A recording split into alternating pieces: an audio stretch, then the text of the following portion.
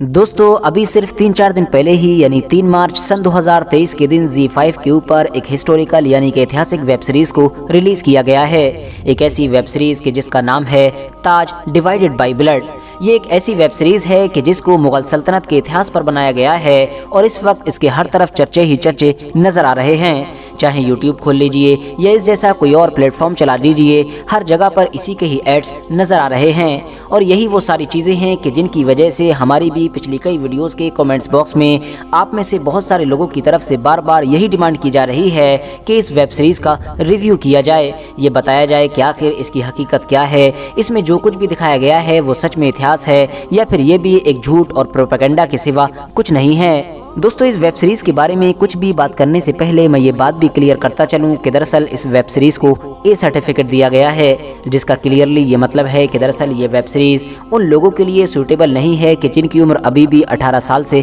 कम है। और इसके अलावा जिन लोगों की उम्र 18 साल प्लस है भी तो वो इसको फैमिली या फिर किसी और इंसान के साथ नहीं देख सकते हैं, क्योंकि इस सीरीज में जिस तरह के गंदे सीन और जिस तरह की अश्लीलता परोसी गई है उसकी तो कोई लिमिट ही नहीं है। इस सीरीज को देखते वक्त आप लोगों को ये तो कम महसूस होगा कि आप मुगलों पर बनने वाली किसी ऐतिहासिक वेब सीरीज को देख रहे हैं, बल्कि ये ज़्यादा महसूस होगा कि आप हॉलीवुड की किसी नई फिक्शनल स्टोरी पर बनने वाली वेब सीरीज को देख रहे हैं, क्योंकि आजकल हॉलीवुड में ही इस तरह के सीन वगैरह दिखाए जाते हैं। इंटरेस्टिंग बात यह है कि हमारे भारत का कल्चर यानी हमारे भारत की तहजीब हमेशा से ही साफ सुथरी रही है और मुझे नहीं लगता पर्सनली कि पिछले 800 से 1000 साल के इतिहास में हमारे भारत के इतिहास में कोई भी ऐसी मुस्लिम या फिर हिंदू सल्तनत रही होगी कि जिसके ऊपर अगर वेब सीरीज़ बनाई जाए, ड्रामा बनाया जाए या फिर कोई फिल्म बनाई जाए तो उसमें ऐसे सीन्स डालने की ज़रूरत भी पड़े। ये सरासर मजाक है हमारे कल्चर के साथ, हमारी तहजीब के साथ और हमारे इतिहास के साथ। फिलहाल अब मुद्दे पर आते हैं और बात कर लेते हैं वेब सीरीज़ के बारे में। ऐतिहासिक तौर पर बात करने से पहले मैं आप लोगों को इस वेब सीरीज़ का एक छोटा सा टेक्निकली रिव्यू भी दे देता हूँ। इस वेब सीरीज़ का फर्स्ट सीज़न रिलीज़ किया गया है जिसके 10 एपिसोड्स हैं। हर एपिसोड 40 से 45 मिनट का है। इस हिसाब से अगर आप लोगों को इस वेब सीरीज़ को कंप्लीट देखना है तो कम से कम 6 से 7 घंटे का वक्त लगेगा। साथ ही साथ हर एपिसोड से पहले जो फर्स्ट सीज़न लिखा हुआ आ रहा है वो भी इसी बात की तरफ इशारा कर रहा है कि ये सिर्फ और सिर्फ फर्स्ट सीज़न है, यानी आगे अभी और भी सीज़न आएंगे और हर सीज़न में कई कई एपिसोड्स होंगे, मतलब ये सीरीज़ बहुत आगे तक जाएगी। टेक्निकली इस वेब सीरीज में सब कुछ बढ़िया है, VFX को छोड़कर जितने भी एक्टर्स को सिलेक्ट किया गया है उन्होंने अपना काम बखूबी अंजाम दिया है। खास तौर से नसीरुद्दीन शाह के जिनको मुगल बादशाह अकबर का रोल दिया गया है उन्होंने इस पूरी वेब सीरीज में जान डाल दी है। अकबर का रोल शायद ही नसीरुद्दीन शाह के अलावा कोई इतना अच्छा कर सकता था। उनकी बॉडी लैंग्वेज, उनके एक्सप्रेशंस, उनके डायलॉग बोलने का लहजा और इसके अलावा उनकी रोब भरी आवाज़, ये सारी चीज़ें आप लोगों को बिल्कुल ऐसा फील कराएंगी कि मानो आप खुद बादशाहों के दौर में पहुंच चुके हैं। दोस्तों अब बात करते हैं स्टोरी के बारे में कि आखिर इस वेब सीरीज में कहानी क्या दिखाई गई है, और जो भी कहानी दिखाई गई है वो क्या इतिहास पर खरी उतरती है या फिर वो भी इंडियन फिल्म इंडस्ट्री में बनने वाली ज़्यादातर ऐतिहासिक फिल्मों की तरह सिवाय झूठ और प्रोपेगेंडा के कुछ नहीं है। तो चलिए अब इस चीज़ की रियलिटी को भी समझने की कोशिश करते हैं। बात कर लूँ अगर कहानी की तो इसमें मुगल बादशाह अकबर के दौर का भारत दिखाया गया है कि जब भारत के ज़्यादातर इलाके पर मुगलिया सल्तनत का झंडा लहराया करता था। अकबर एक ऐसा बादशाह के जो ताकतवर और समझबूझ रखने वाला होशियार इंसान तो था मगर औलाद से अभी भी महरूम था। इसीलिए वो अपनी औलाद की दुआ कराने के लिए मशहूर सूफी बुजुर्ग यानी कि शेख सलीम चिश्ती के पास गया, जिनकी दुआ की बदौलत अकबर को सिर्फ सलीम ही नहीं मिला बल्कि उसके साथ साथ 2 और बेटे मिले। इस तरह से अकबर के कुल 3 बेटे हो गए। याद रहे दोस्तों कि इस वेब सीरीज में मशहूर सूफी बुजुर्ग यानी कि शेख सलीम चिश्ती के कैरेक्टर को भी दिखाया गया है और ये वही मशहूर बुजुर्ग हैं कि जिनका मकबरा आज भी फतेहपुर सीकरी के इलाके में मौजूद है। बादशाह के इन 3 बेटों में से एक बेटे का नाम तो सलीम होता है जिसको इतिहास में जहांगीर के नाम से जाना जाता है, जबकि दूसरे बेटे का नाम मुराद और तीसरे बेटे का नाम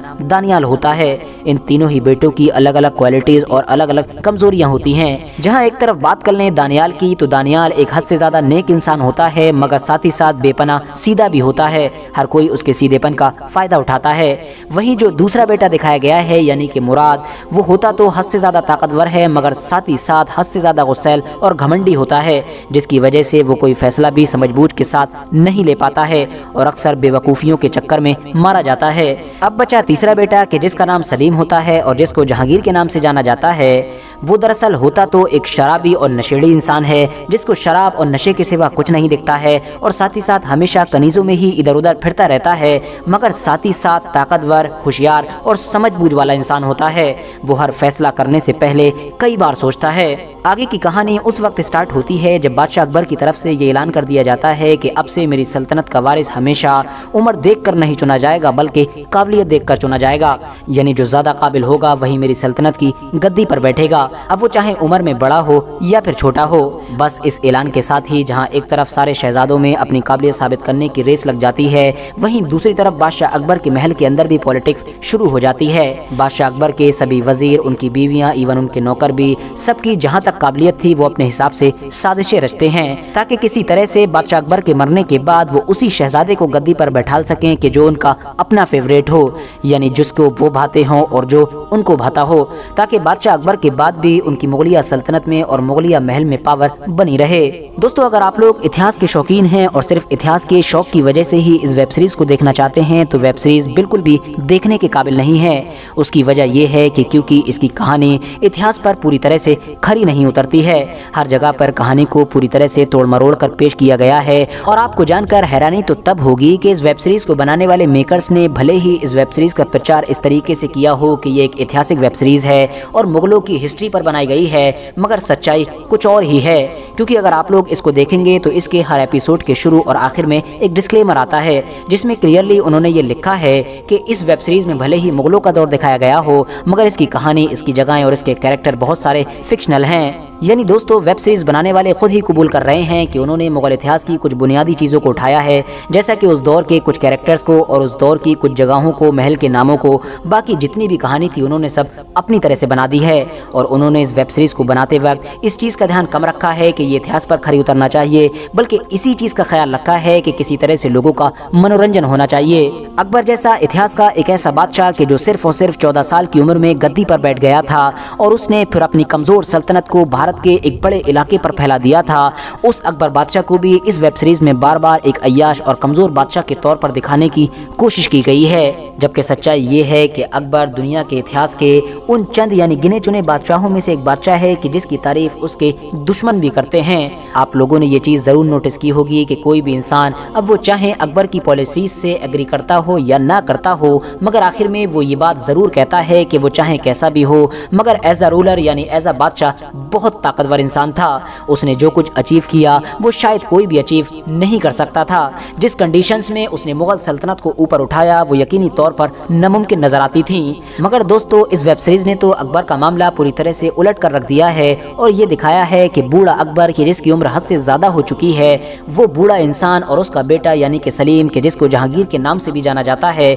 ये दोनों ही लोग यानी दोनों बाप बेटे एक ही कनीज के जिसका नाम अनारकली होता है उसके पीछे पड़े होते हैं। वर्थ नोटिसिंग बात यह है कि अनारकली नाम के जिस कैरेक्टर के जरिए से इस शो में मसाला डालने की कोशिश की गई है, इस शो में जान डालने की कोशिश की गई है और साथ ही साथ जिस कैरेक्टर की वजह से ही अकबर को बार बार अय्याश दिखाने की कोशिश की गई है, दरअसल ज्यादातर इतिहासकारों के मुताबिक उस अनारकली नाम का कोई भी कैरेक्टर हमारे भारत के इतिहास में हुआ ही नहीं करता था, बल्कि ये तो एक ऐसा कैरेक्टर है कि जो वक्त के साथ साथ बहुत सारी कहानियों की वजह से और फिर नए दौर में बनने वाली मूवीज, ड्रामा और वेब सीरीज की वजह से मशहूर हो गया। और आज ऐसा महसूस होता है कि मानो अनारकली नाम की कोई कनीज मुगलों के दौर में हुआ करती थी। फिलहाल दोस्तों, अगर आप लोग अनारकली या फिर जहांगीर या फिर अकबर जैसे बड़े कैरेक्टर के बारे में और भी गहराई के साथ जानना चाहते हैं और इनकी पूरी हिस्ट्री को जानना चाहते हैं कि आखिर इनकी सच्चाई क्या है, तो डिस्क्रिप्शन में दिए गए लिंक के जरिए से जान सकते हैं, क्योंकि मैं इन तीनों ही कैरेक्टर्स पर ऑलरेडी एक सेपरेट वीडियो बना चुका हूं, जिसका लिंक मैं डिस्क्रिप्शन के साथ साथ कमेंट्स बॉक्स में भी पिन कर दूंगा। फिलहाल दोस्तों, आज की अपनी वीडियो को हम यहीं पर ख़त्म करते हैं। वीडियो पसंद आने पर न सिर्फ वीडियो को लाइक करें बल्कि अपने फ्रेंड्स के साथ भी ज़रूर शेयर करें और इसी तरह की नॉलेजेबल और हिस्टोरिकल वीडियोस हमेशा देखने के लिए हमारे इस चैनल को सब्सक्राइब करने के साथ साथ बेल आइकन को भी ज़रूर प्रेस करें।